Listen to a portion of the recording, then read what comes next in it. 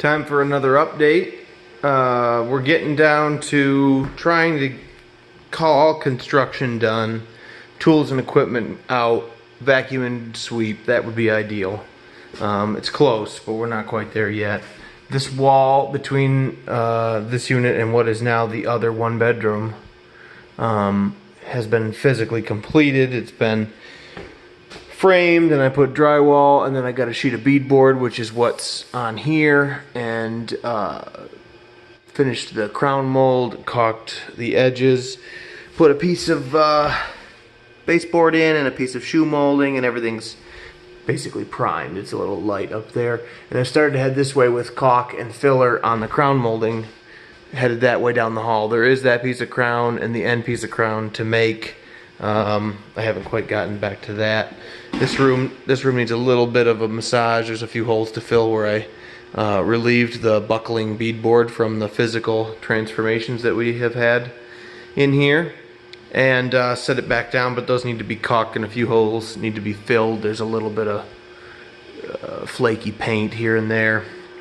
The bathroom continues to be the flagship room, or the room that we're trying to keep ahead of everything else to get a feel for everything that we're doing. I haven't established yet how I'm going to repair the short wall covering here as a result of having to fix this door jamb, but now the door, except for the cords in it, but the door works really nice now. And we've primed this room once.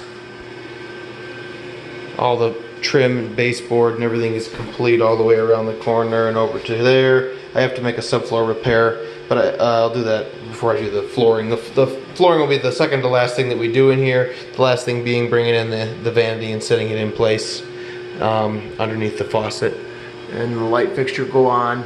But there's so much to do. I've been calling a couple layers of white primer our ceiling color. So I was talking before when trimming that it's nice to leave. I had an off-white color right on this trim to begin with, so I was going to call that my first coat of paint. But after we caulk it up to the ceiling, I figured it'd be easiest to just start with the ceiling, put a couple coats of primer on, get right onto the crown mold with a couple coats of primer, prime the walls, prime everything in here, equalize the color to the best of our ability, or definitely get a jump on equalizing the color. There was a bunch of splotchiness and stuff.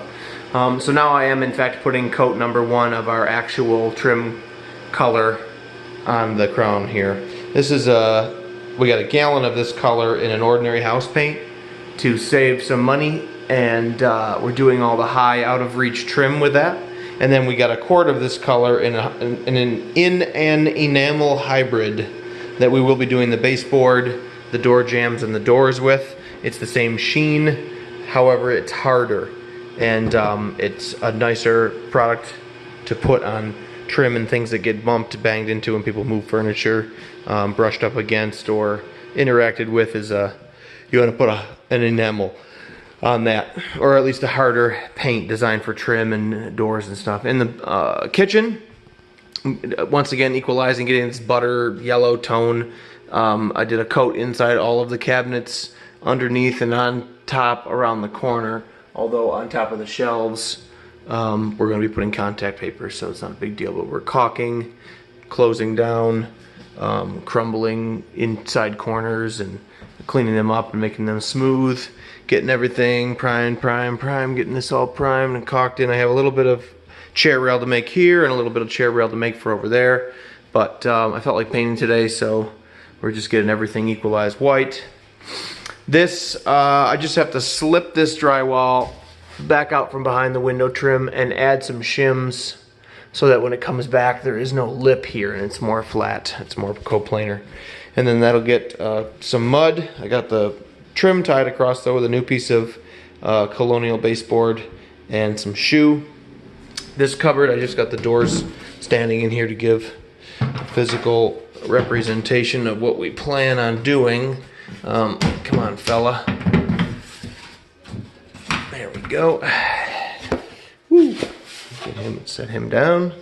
But the inside of this cabinet, I'm going to prime this too because it's just raw, like C side of the plywood, and and that's just in terms of quality. It's just a real rough. You get an A, B sheet, so you use your A side. You can get a B, C sheet for other purposes, a little bit cheaper, and you still want to use your B side, which in this case it was milled to be the bead, and the C side of that sheet was left to be the raw, unseen side.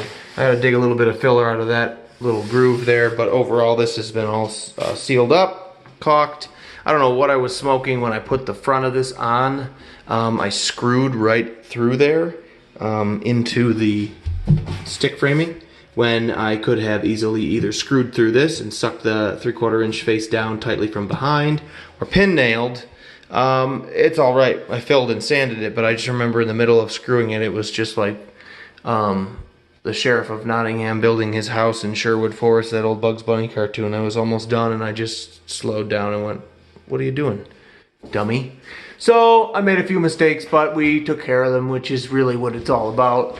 Got some crown on here. I'd like to go crown crazy if it was going to be this layout, these walls and stuff for forever, but it's not going to be, so I'm not going to waste the crown. We'll just clean up some of these ceiling things, but this built-in shelf, I'm going to trim a little shoe around that and run over here, or cord around with something, maybe cove actually, probably cove, and just close those black gaps up. Here we had like a punky area of the wall. It was just crunchy and puffy, so apparently the plaster's been compromised, so I'm going to pare that back a little bit and put a plaster repair in there. We've got this hole to repair, but I was going to work through it potentially to get into the electricity. I don't know what my plan was here, but I gotta get into this electricity to power this unit here. And I have to get copper routed back along the top of the baseboard and over into the connection on this gas supply. And I'll probably, like I said in the previous video, convert to just one elbow on that, because right now it's got like all these different fixtures that could get opened and fill your cabinet with gas, and then have electrical / gas explosion or something. I am going to divide this with a shelf or two, perhaps one or two here, one or two there. It's just a whole other can of worms, but we've got a piece of trim to throw underneath there. Overall, this room has made a huge improvement.